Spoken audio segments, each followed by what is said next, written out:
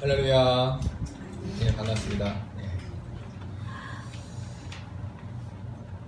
우리는 지금 사도행전 5장까지 무엇을 보아왔습니까? 무엇보다 베드로를 비롯한 여러 사도들의 변화의 모습을 보아왔죠. 그들이 애써서 된 것이 아니었습니다. 예수님을 팔고 다 도망쳤던 제자들이 뉘우치고 깨닫고 그렇게 되어진 것이 아니라 그들이 성령의 강권적인 역사 속에서 그들이 본질이 바뀌었습니다. 물이 포도주로 바뀌듯이 본질이 바뀌었습니다. 자기 의지로 하면 넘어집니다. 나는 주님을 절대 부인하지 않겠습니다 했지만 상황 속에 내몰려지니 베드로는 부인하고 말았죠. 그러나 이제 그네들을 변화시킨 것이 하나님이시기 때문에 그들의 삶이 하나님의 손에 안전하게 보장되어 있는 것입니다. 성령세례 받아놓은 그들이 변화되어졌습니다. 대제사장과 사두개를 비롯한 대적자들 앞에서도 당당히 예수 그리스도의 부활을 가르치고 또 무리 앞에서 그들을 그 사실을 또 전하고 전도했었습니다. 그래서 이 복음을 믿는 사람들이 많아지기 시작했겠죠. 3,000명이 회개하고 또 많은 사람들이 그 복음을 듣고 교회 안에 들어오게 되었습니다. 교회적으로는 사람들이 많아지다 보니 당연히 할 일이 많아지게 되었습니다. 모든 것이 이전보다 더 많아지고 커지고 많다 많은 것이 좋은 것이야 다다익선 많은 것이 좋은 것이야 라고 그런 관점에서 이야기한다면 좋은 쪽으로 진행을 하고 있었습니다. 순조로워 보였습니다. 모든 것이 다 발전하는 것이었습니다. 안 하던 일도 하고 사역도 하고 또 새로운 사람들을 맞이하기 위해서 여러 일들도 행하고 교회가 뭔가 짜임새 있고 조직이 갖추어져 가는 것 같습니다. 그런데 그 순조로운 상황 속에 지금 그 상황에서 원망이 지금 발생하고 있는 장면을 우리가 읽은 겁니다. 사람이 많아지고 제자가 많아지고 또 일들이 많아지고 여러 해야 할 과업들이 많아졌는데 거기에 원망이 생기고 있는 겁니다. 제자들이 많아진 것이 원인이 되어져서 결과로 원망이 발생한 겁니다. 참 아이러니 아닙니까? 예수를 믿는 제자들이 많아진다는 거 참 좋은 것인데 그런데 새로운 사람들이 모이면서 오히려 원망거리가 많아지기 시작한 겁니다. 교회에 새로운 멤버가 들어오고 그 수가 증가하는 것 모두 다 환영할 만한 일인데 왜 거기에서 원망거리가 생기느냐 이겁니다. 문제의 1차 원인은 분명하지요. 생각과 문화가 서로 다른 사람들이 함께 묶여 있으니 일들이 발생하고 있는 겁니다. 문제가 발생하고 그 문제가 처리되어지지 않으니 원망이 있는 것이죠. 그것이 갈등의 요인입니다. 문제를 해결하려면 어떻게 할까요? 교회 문을 닫아야 되겠죠. 교회 문을 닫고 새로운 사람들이 못 들어오게 하고 이미 익숙해 있는 우리끼리 잘 삽시다 이렇게 하면 되겠죠. 그렇습니다. 문제를 없애는 방편은 새로운 사람들이 교회에 못 들어오게 막는 것 그러면 간단한 겁니다. 근데 과연 그것이 답일까요? 2000년 전 초대교회가 있었던 예루살렘 당시 예루살렘에는 두 부류의 사람들이 있었습니다. 한 부류는 아람어를 사용한 아람어가 히브리어의 방언입니다. 아람어를 계속 사용하는 전통적인 히브리인들입니다. 할아버지가 살았고 그 할아버지의 할아버지가 살았고 또 그 할아버지가 살았던 예루살렘에서 자기가 태어나서 살던 전통 히브리 사람들입니다. 주로 유다 족속하고 베냐민 족속이 여기에 속합니다. 또 거기에 예루살렘의 전 세계를 흩어져 살다가 예루살렘에 돌아온 사람들이 있었습니다. 그들을 우리는 디아스포라라고 부릅니다. 디아스포라. 흩어져 있는 사람들. 전 세계에 흩어져 있는 사람들, 디아스포라. 근데 그네들이 예루살렘에 온 겁니다. 1명, 2명 짐 싸들고 돌아온 겁니다. 당연히 언어는 무엇을 사용했을까요? 히브리어 말고 미국에 살다 보니까 나는 한국어를 쓰는데 손자, 아들, 손자는 다 영어를 쓰는 것처럼 그들은 모두가 전 세계가 헬라 제국 속에 속해 있었기 때문에, 물론 지금은 로마 제국이지만 통용되는 언어가 헬라어이기 때문에 헬라어를 사용한 사람들이 들어온 겁니다. 그들 우리는 헬라파 유대인이라고 부르고 있죠. 인생 마지막을 전 세계에 떠들고 다른 민족에 속하다가 여기가 아니야, 내 본향, 내 할아버지의 고향, 내 본토 예루살렘으로 돌아가야지 라고 많은 대가를 치르고 오는 사람들이 바로 헬라파 유대인들이었습니다. 인생 마지막을 거룩한 성, 거룩한 도시 예루살렘에서 마치려는 마음으로 돌아온 사람들입니다. 특별히 그 중에는 처음부터 남편을 잃고 온 사람도 있고, 또 오는 과정 속에서 남편을 잃은 사람도 있고, 예루살렘에 살면서 남편이 없게 되어진 과부들이 상당히 많이 있었습니다. 혼자 살다 보니 고대 사회 아닙니까? 빈곤한 경제 상황을 어떻게 처리할 수가 없게 되어져 있었습니다. 그래서 당시 유대교, 오늘의 종교는 종교로만 머물러 있는 것 같죠. 고대에는 종교가 정치와 모든 사회에 영향을 미치고 장악을 하고 있었습니다. 당시 유대교가 관리했던 이 사회에서는 이 과부들 또 빈민들을 어떻게 도와줄 것이냐가 굉장히 큰 화두였다고 합니다. 그래서 유대교 사회에서는 두 가지로 도와주었습니다. 빈민들에게 일주일 14끼, 일주일이 왜 14끼일까요? 3, 7이 20일 21끼인데 지금이야 3끼를 먹는 거지만 고대 사회에서는 2끼만 먹어도 할렐루야였습니다. 감사한 것이었죠. 즉 일주일 7일 동안 14끼를 식사할 수 있는 돈을 이렇게 모아가지고 모금을 해서 유대교 사람들이 나눠줬다고 합니다. 이것이 첫 번째였고, 두 번째는 급한 경우 그렇게 혜택을 받지 못하는 사이사이에 비어있는 그런 혜택을 못 받는 사람들에게 무료로 음식물을 제공하는 그러한 체계 시스템이 있었다고 합니다.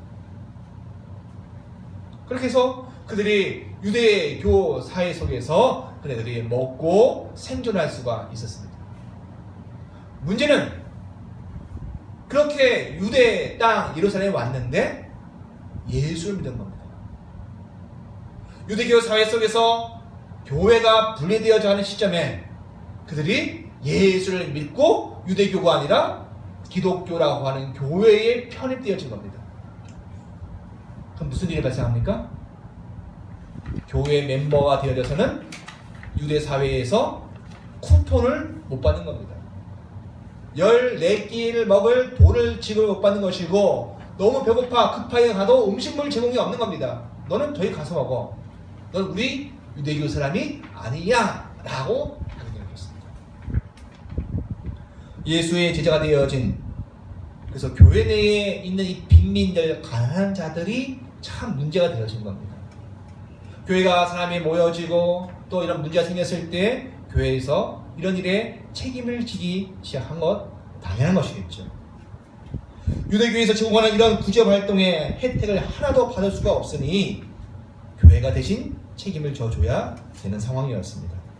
예수를 믿는 대가로 유대 사회가 제공하는 복지 또 구제에서 제외가 되어졌기 때문에 그렇습니다. 어쩌면 우리도 그런 일들이 있습니다. 신장내거리에 딱 와보는데 무료 급식소입니다. 근데 빨갛게 간판을 해놓고 써놨습니다.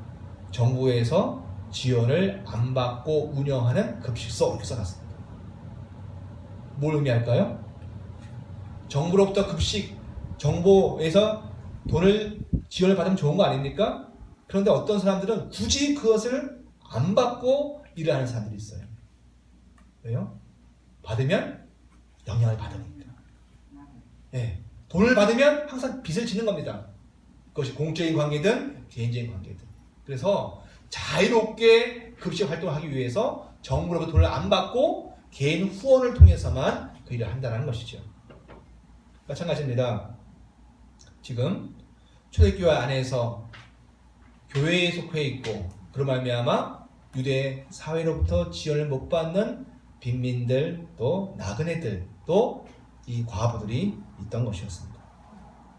그래서 당시 초대교회에서 나름의 복지 구제 제도가 필요했습니다. 그것을 오늘 성경에 이야기하는 매일의 구제라고 일컫게 되어진 거죠.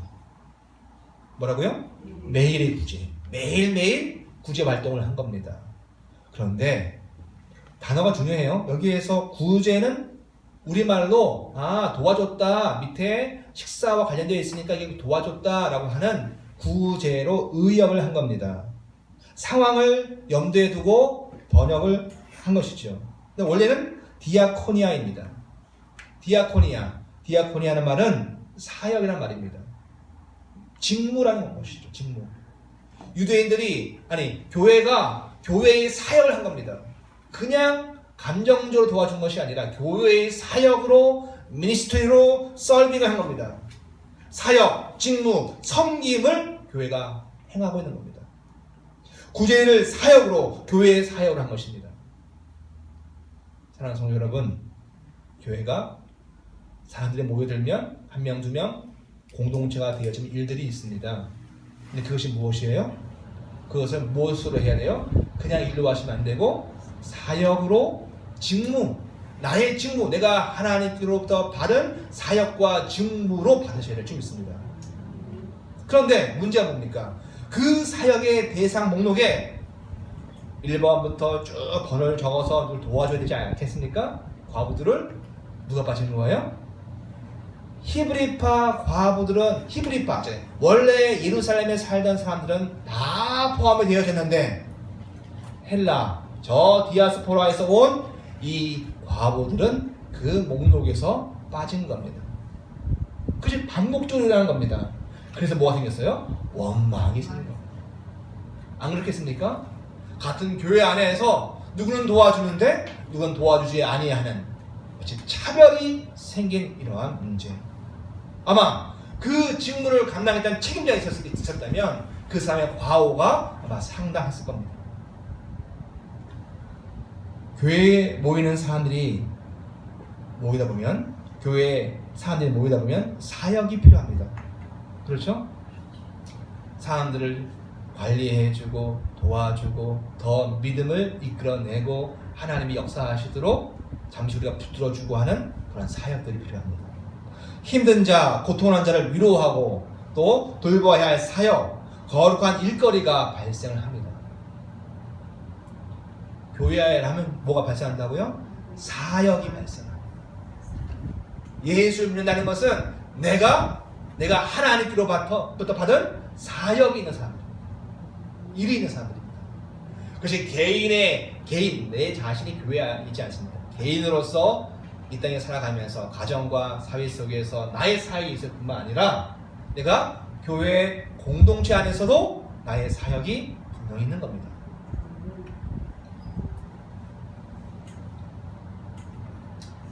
그런데 그 거룩한 일을 하는 중에 원망이 발생하곤 합니다. 아예 일을 안 하면 원망도 안 생기는데 일을 하다 보면 마음이 안 맞고 실수가 일어나고 그리고 말이 함부로 나가고 그러다 보면 원망이 일어나게 되어 있습니다. 어떻게 할까요? 책임자를 목을 칠까요?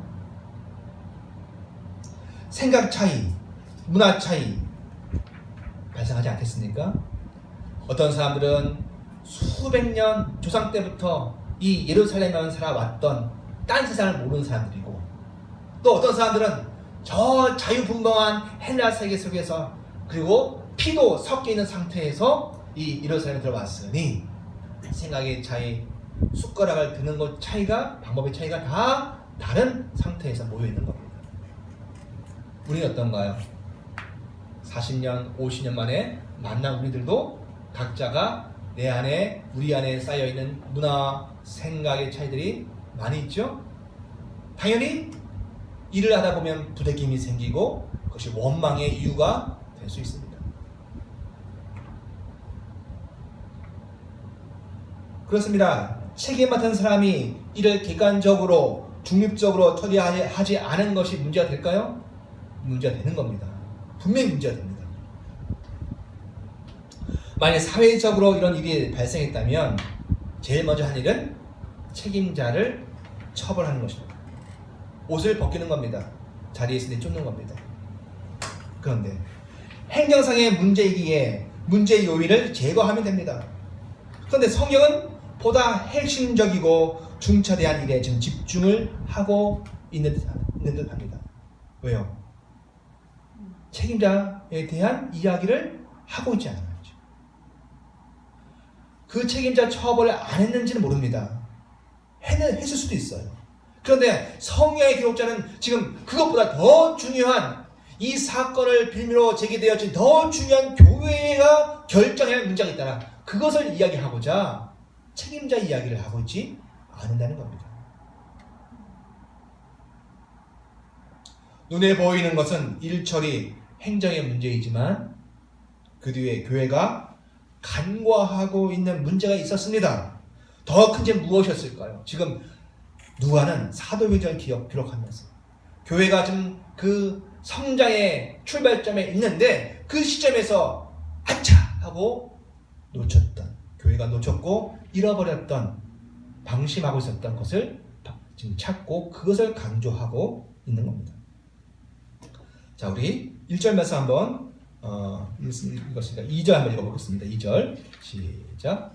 12사도가 모든 제자를 불러 이르되 우리가 하나님의 말씀을 제쳐놓고 접대를 일삼는 것이 마땅하지 아니하니. 아멘.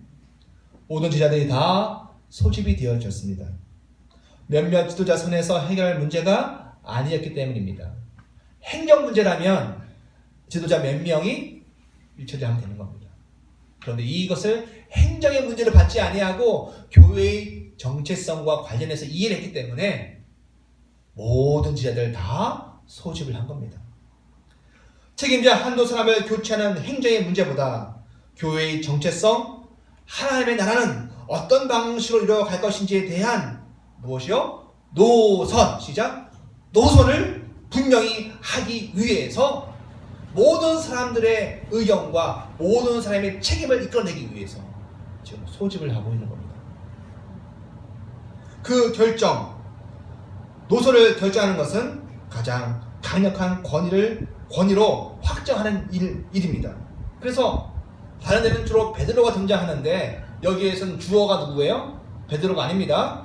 다시 2절 읽으면 시작. 12사도가 주어가 누구예요? 12사도입니다. 12명, 한 명 빠짐없는 12명 모두가 그들이 모여서 결정하고 이야기를 하고 있는 겁니다. 베드로의 권위, 한 사람의 권위로 말하지 않습니다. 12의 권위, 예수께서 분여하시고 나누어주신 12개의 권을 모두 모아서 지금 말씀하고 있는 겁니다. 그것이 뭡니까? 하나님의 말씀, 곧 로고스를 한쪽에 뒤쳐놓고 긴급하고 또 처리해야 하는, 물론 중요하고 해야 할 일입니다만, 그러나 식탁 관련한 사역에 집중한 것이 기쁘지 않다, 그 기쁜 일이 아니다 라고 결정하고 있는 겁니다. 그러면 해야 할 일입니까? 해야 할 일입니다. 중요한 일입니까? 중요한 일입니다. 그러나 그렇다고 해서 그 일을 하기 위해서 하나님의 말씀을 한쪽으로 이렇게 제쳐놓는 것이, 오는 것이 아니다라고 하는 결정을 지금 사도들이 행하고 있는 겁니다. 그리고 대안을 말합니다. 제자 공동체 전체가 직접 너희 중에서 쟤들 모두 너희가 함께 결정해서 7명을 세워라라는 겁니다. 그들의 자격 조건은 뭡니까? 제자 공동체 중에서 사람들에 의하여 옳은 사람이다, 하나님의 사람이다, 신실한 사람이다 라고 증거를 받은 사람이어야 합니다. 또 성령과 지혜로 충만한 사람이어야 합니다. 그런 사람 몇 명? 7명을 지금 세운 겁니다. 세운 것은 누가 세웠어요? 12? 아니요. 세운 것은 제자들 전체가 세운 겁니다. 회중 전체가 세운 겁니다. 그리고요, 12사도, 우리가 이 일에 필요한 책임자 그들을 임명하겠다, 안수하겠다는 겁니다. 절차가 달라요. 뽑고 세우는 것은 회중 전체가 세우는 것이고, 그들에게 위임하고 임명하는 것은 12사도가 직접 행하는 것입니다. 그리고 사도, 12사도 뭐하면 되겠지? 우리는 기도와 말씀 사역, 곧 디아코니아, 이 사역에 전념하겠다. 이것에 끊이지 않고 우리 자신을 헌신하겠다, 드리겠다라고 얘기하고 있습니다. 여기 보십시오. 자, 일부러 헬라어 써놨습니다. 디아코니아. 아까 뭐가 디아코니아였죠? 사람들에게 빈민, 과부들을 구제하고 돕는 것도 그냥 일이 아니라 사역 디아코니아였습니다. 또 하나님의 말씀을 선포하고 그 말씀을 증거하는 것도 디아코니아, 그 사역 직무였습니다. 그러니 여러분, 모든 사역이 다 디아코니아입니다. 버리는 것이 아닙니다. 미니스트리입니다. 식탁 사역도 사역입니다. 또 필요에 반응하여 교회가 할 사역 중에 하나입니다. 식탁 사역도요. 그런데 그렇다고 간과하거나 방치해서 안 될 것은 필수적인 사역이 있습니다. 그것이 바로 말씀 사역입니다. 하나님의 말씀을 선포하고 증거하고 그 시대 속에 해석하는 것이 바로 하나님의 아주 귀중한 사역입니다. 반대로 말하면 말씀 사역만 사역이 아니라는 얘기입니다. 당시의 교회 성도들이 또 제자들이 교회를 세워가고 하는 수많은 일들, 또 오늘의 성도들이 하나님의 교회를 세워가기 위해서 행하는 모든 일들 다 하나님의 사역으로 규정한 것이라는 그 얘기가 되겠죠. 교회는 여러 문제에 대응하여 발생한 사건에 대응하여 할 사역을 가지고 있어야만 합니다. 굉장히 중요한 이야기입니다. 이런 섬김과 도움을 제공하는 사역을 행해야 합니다. 커피도 나눠주고 주일날 식사도 준비하고 청소도 같이 하고, 이게 뭐예요? 이게 디아코니아 사역입니다. 이 하나님께로부터 내가 받은 거룩한 직무란 사명감이 없으면 어쩔 때는 해요. 어쩔 때는 안 합니다. 마음이 동하면 하고 그런 마음이 안 생기면 내 일이 아닌 것이 되어지는 것이죠. 재미로 하고 흥미로 하는 것이 되어집니다. 자, 그러나 그렇다고 이래서는 안 되는 사역 하나가 있습니다. 그것이 바로 말씀 사역입니다.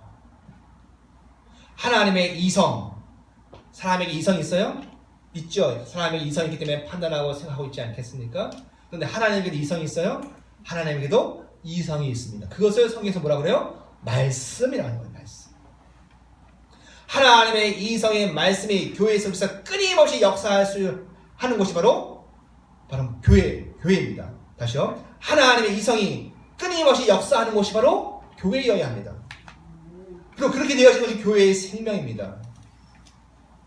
자, 아까 그런 말씀을 드렸습니다. 개인도 교회예요? 교회죠? 교회도 여러 가지 사역을 해야 합니다. 먹고 살고 일하고 섬기고 도와주고 사랑해주고 해야 합니다. 그런데 그 가운데 놓쳐서는 안 되는 사역이 있어요. 매일 성경을 읽든지 성경을 암송하든지 또 성경을 읽든지 묵상하든지 하나님의 말씀을 듣든지 그 말씀에 참여하는 그 말씀 사역이 내 안에 반드시 있어야 합니다. 교회가 세상을 향하여 봉사하고 섬기는데 이 말씀 사역이 없으면 그냥 없어지는 사역이 되죠. 몸으로 움직이고 행동하는 수고와 노동의 사역도 해야 합니다. 우리가 개인이 각자 일주의 삶 속에서. 그런데 각 개인이 교회로 존재하고 자기의 정체성을 확인하는 것은 바로 말씀 사역입니다. 여러분의 말씀을 대하고 하는 것들을 무엇으로 여기셔야 돼요? 재미로 하시면 안 된다. 내가 말씀을 대하는 것을 내가 원해서 한다고 생각하시면 안 되는 거예요. 말씀 대하는 걸 뭘 하셔요? 사역으로 행하셔야 돼요. 하나님의 이성인 그 말씀이 여러분 속에서 불타고 있어야만 합니다. 말씀을 사역으로 접근하셔야만 합니다. 말씀을 전하는 자가 사역으로 준비한다면, 제가 말씀 준비를 하기 전하기 위해서 이것을 사역으로 준비하지 않습니까? 그렇죠? 그럼 제가 말씀을 전하는 것이 저의 사역이라면 여러분들은 말씀을 듣는 것도 사역이 되어져요.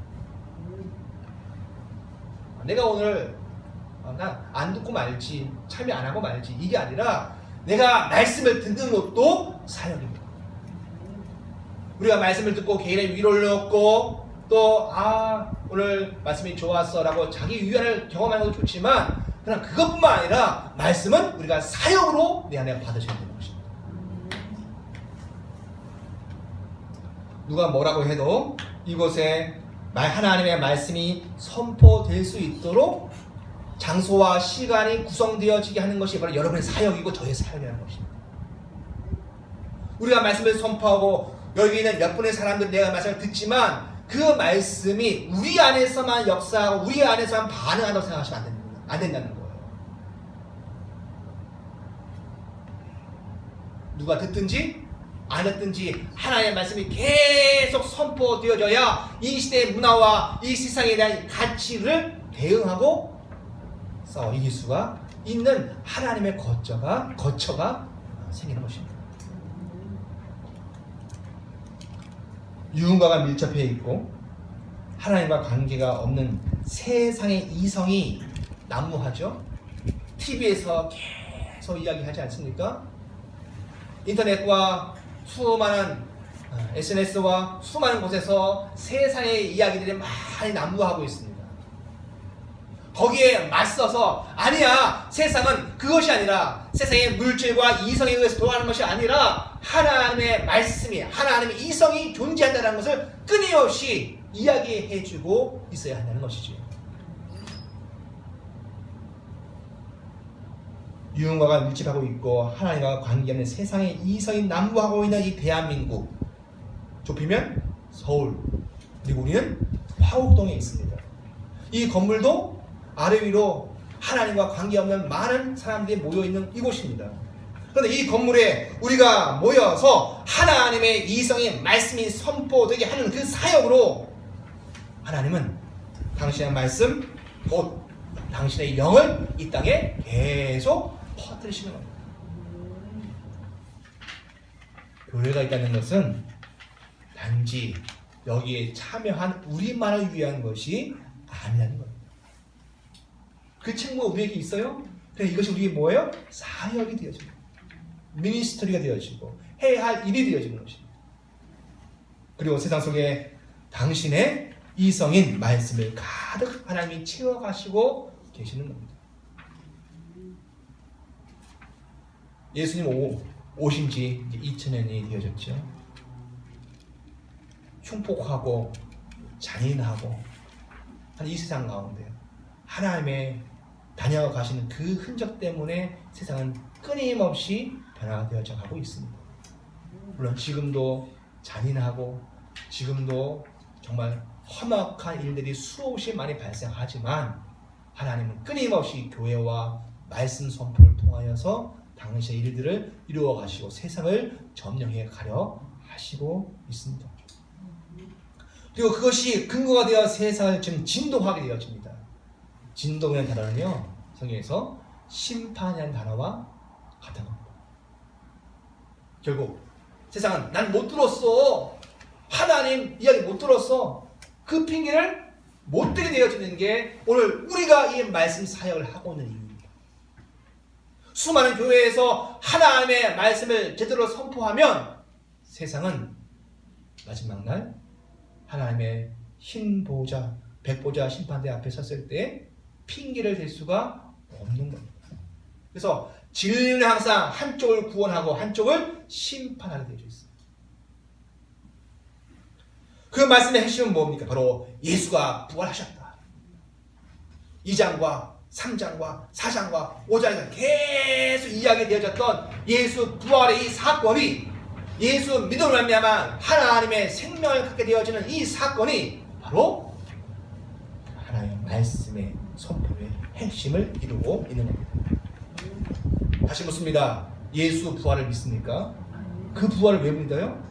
그것을 믿는 자, 바로 믿는 자도 예수와 동일한 부활체의 모습으로 다시 살아날 것이기 때문에 그렇습니다. 자, 우리 5절 말씀 읽겠습니다. 5절 시작. 온 무리가 이 말을 기뻐하여 믿음과 성령이 충만한 사람 스데반과 또 빌립과 브로고로와 니가노로와 다문과 바베나와 유대에 교회한 안디옥 사람 누구를 택하여 쭉 나가죠. 우리말 성경으로 기준해 보면은 온 무리가 이 말을 기뻐하였다 되어 있습니다. 그렇죠? 그런데 12사도가 교회 사역의 우선순위를 권위를 가져 결정한 것에 대한 반응으로 지금 5절에 대한 이야기를 하고 있는 겁니다. 그렇죠? 우리말 번역을 보면 온 무리 또 모든 신도 모든 사람이 주어가 되어서 그들이 기뻐하였다 이렇게 번역을 해놓고 있습니다.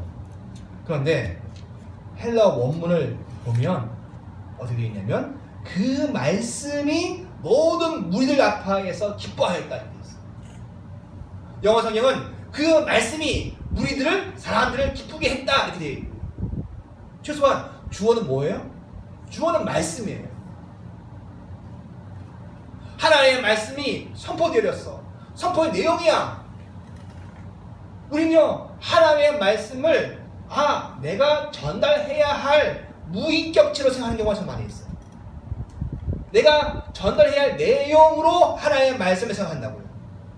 그런데 하나님의 말씀은요 우리를 통해서 전달도 되지만 그 말씀 자체가 인격이신지라 느끼고 고백하고 사랑하고 그리고 기뻐하고 한다는 겁니다. 지금 분명히 맞습니다. 하나님의 그 말씀이 기뻐한다고 되어 있어요. 원래.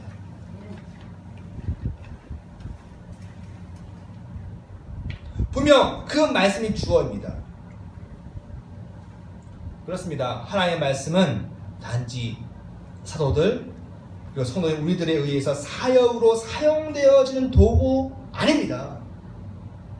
그 하나님의 말씀은 인격이 있는 살아있는 생명인지라 지금 이러한 사도들의 결정을 모든 무리들 앞에서 지금 기뻐하고 있는 것입니다.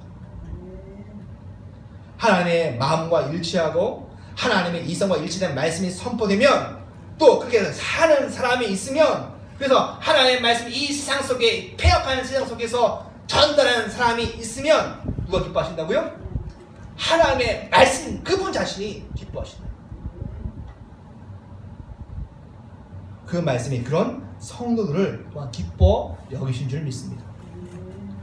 여러분들이 우리가 그 말씀을 붙들고 잘 안 되지만 그러나 그 말씀 앞에 내가 복종하려 살려고 하면 누가 기뻐하신다고요? 그 말씀이 기뻐하신다. 하나님의 말씀이 인격이 있어서 그 말씀이 기뻐하실 수 있다는 것은 말씀이 기뻐해? 그 말은요 반대로 뒤집어보면 이런 말도 가능한 겁니다. 부정확하게 하나님의 말씀을 자기 욕심에 맞추어서 엉터리 말씀으로 전달하면 그 말씀이 우리의 부족하고 또 미성숙한 인격의 장애물 때문에 세상 밖으로 못 나가면 세상을 지배하지 못하면 말씀이 어떻게 하실까요? 괴로워하고 고통한다는 말도 됩니다. 하나님의 말씀은 그냥 내용이 아닙니다. 하나님의 말씀은 하나님 자신이십니다. 그 자신이 육으로 오신 이가 바로 예수 그리스도셨습니다. 그래서 지금도 하나님의 말씀은 오늘도 그것이 당신이 전파되어진 것을 기뻐하십니다. 우리가 당신에게 복종되어지고 순종되어지고 자신을 드리는 것을 그렇게도 주님은 기뻐하시다 이야기입니다. 우리가 보고 있는 초대교회의 문제와 같이 교회가 구조적으로 가지고 있는 많은 문제들이 있죠. 많은 한계들이 있습니다. 세상 문화를 넘어서지 못하고 있는 그러한 우리의 모습이 있습니다. 그렇게 말씀이 우리 속에 갇혀버려요. 넘어가야 되는데 말씀이 우리 속에서 퇴보합니다. 말씀이 우리까지 올 때에는 수많은 선교사들이 죽음을 통해서 우리에게 왔는데 그 말씀이 오늘 우리 안에서 다 갇혀. 그 말씀이 우리 속에 넘어가지 못해. 그럼 어떻게 합니까? 그 말씀이 우리 안에서 고통하고 괴로워한다는 겁니다. 특히 물질에 대한 탐욕에 빠져있는 오늘 우리들 교회들의 모습을 보면서 이 하나님의 말씀이 얼마나 괴로우실지 우리는 미루어 짐작할 뿐입니다.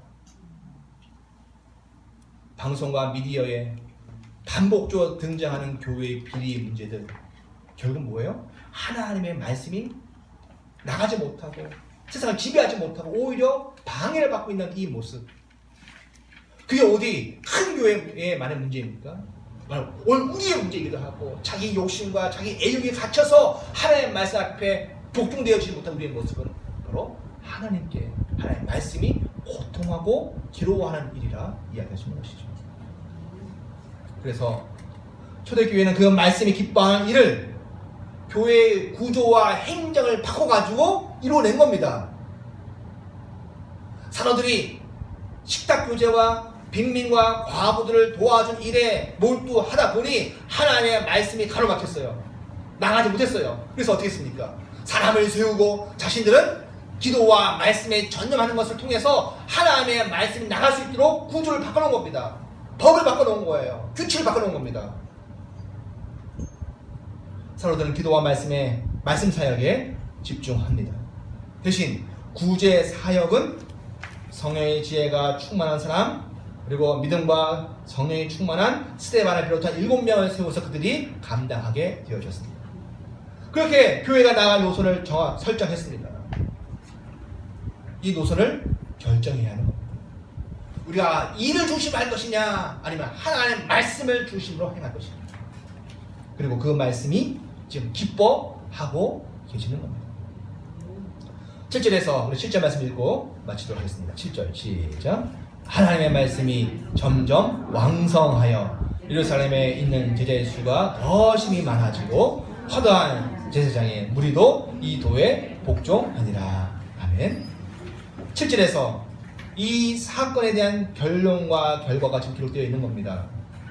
자, 1절에서는 제자가 많아진 것이 원인이 되어져서, 그죠? 문제가 되어졌죠. 제자가 많아진 것, 사람이 많아진 것이 원인이 되어져서 원망이 생겼습니다. 그런데 7절은 좀 다릅니다. 제자가 많아진 것을 먼저 이야기하지 않습니다. 뭐가 문제입니까? 먼저 된 것은 하나님의 말씀이 점점 흥황하였다. 영어로 increase, 증가하였다라는 겁니다. 하나님의 말씀이 정복하는 땅이 많아진 겁니다. 그것이 먼저입니다. 그리고 그 뒤를 따라오는 것이 예루살렘에 있는 제자의 수가 더 심히 많아졌다. 이렇게 순서가 바뀐 겁니다. 그렇습니다. 교회에 더 많은 사람이 모이는 것, 그것이 우리 성도들의 원인이나 또는 목적이 되어져서는 안 됩니다. 오히려 그 말씀이 기뻐하고 그 말씀이, 하나님의 말씀이 더 커져가는, 그래서 그 말씀이 우리의 육과 세상을 이어가는 것이 먼저 되어야 될 필요가 있습니다. 이 일이 먼저 일어나지 않으면 혹시라도 사람이 많이 모일 수 있다 할지라도 여전히 뭐가 생길까요? 원망이 생기고 문제가 생기고 고통이 생기고 또 다른 악이 발생하게 되어집니다. 우리 성도 개인들 그리고 교회 전체적으로 그 말씀이 자기 속에서 커져가기를 축원합니다. 우리 여러분 성도들, 여러분의 심령 속에 하나님의 말씀이 나를 차지하고 있는 분량이 점점 커져가기를 축원합니다. 그 말씀이 커져가면서 무엇이 발생합니까? 자기 고집, 자기 애착, 자기가 세워놓은 기준, 이런 것들이 막 무너져 내려가는 겁니다. 바로 그때 그런 일이 있을 때, 내부적으로 그런 일이 있을 때 이제 외부적으로 심지어 대적자였던 사두개인들, 지난주 우리가 5장을 읽었지 않습니까? 대제사장들과 함께 있는 누구요? 사두개인들. 그들이 누구였어요? 예수님의 제자들의 대적자들이었습니다. 그런데 그 대적자들까지도 돌아서서 교회에 편입되어진 역사가 일어납니다. 그들이 복종이다 하죠. 진짜 다시 한번 읽습니다. 시작. 하나님의 말씀이 점점 왕성하여 예루살렘에 있는 제자의 수가 더 많아지고, 시작. 허다한 제사장의 무리도 이 도에 복종하리라. 아멘. 그들이 복종했대요. 그런데 어디에 복종하겠습니까? 사람에게 복종한 게 아닙니다. 이 도에 각주가 있습니다. 여러분 밑에 보시면 믿음이라 되어 있을 겁니다. 그 믿음에 복종한 거예요. 하나님의 말씀이 자기 속에 각자들 속에 역사하시는데 거기에 반응을 하면 믿음이 커져요? 작아져요? 커지겠죠. 그 커져가는 그것들을 보고 사람들이 그 믿음에 복종하는 거예요.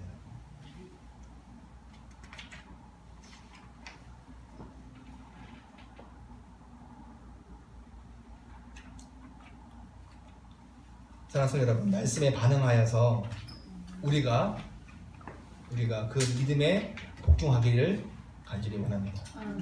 또 일이 일어나고 있다면 말씀을 주시고 거기에 반응하는 믿음 주심에 감사하기를 바랍니다, 여러분들.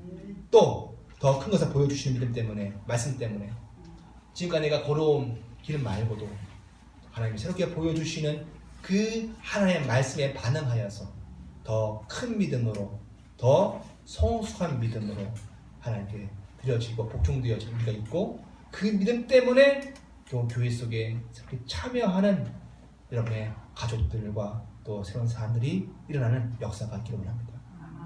기도드리겠습니다.